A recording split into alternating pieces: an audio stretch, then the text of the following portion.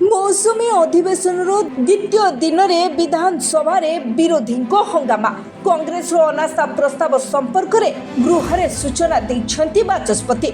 मौसुमी अधिवेशन द्वितीय दिन चलला मात्र 8 मिनिट। पूर्वाह्न 4 मिनिट अपराह्न 4 मिनिट चलला गृह। तेज अपराह्न 4टारे गृह आरंभ होगा मात्रे नाराबाजी करथिले बीजेडी विधायक हट्टगोल आज पुणी थे गृह बंद रहिला।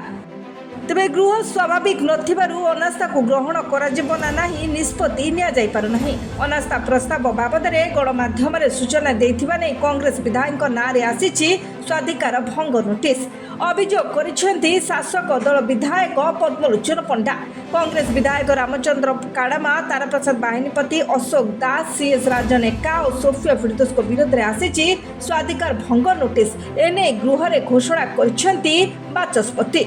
विधानसभार मौसुमी अधिवेशन द्वितीय दिन प्रथमार्ध मात्र 4 मिनिट चली पारिथिला। तेबे गणशिक्षा विभाग प्रश्न उत्तर गृह कार्य आरंभ हेबा मात्रे पोडियम निकट में नाराबाजी करथिले बीजेडी विधायक।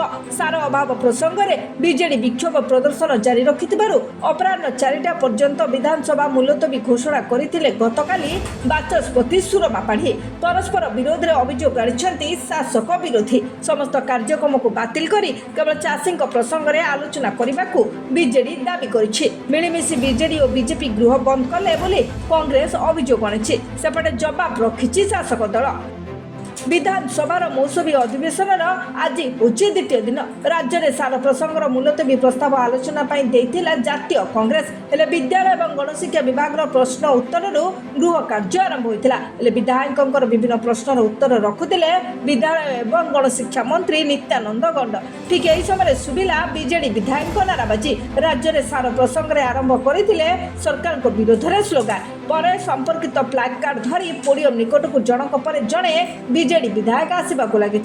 यापर बाचस्पति अनुरोध रक्षा न करी बीजेडी विधायक जारी रखी होहल्ला, जहाँफल गृह कार्य मुलतवी होइथिला।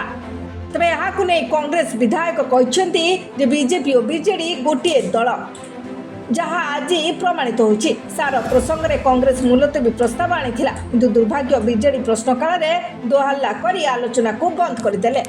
Bureau report, Birja news.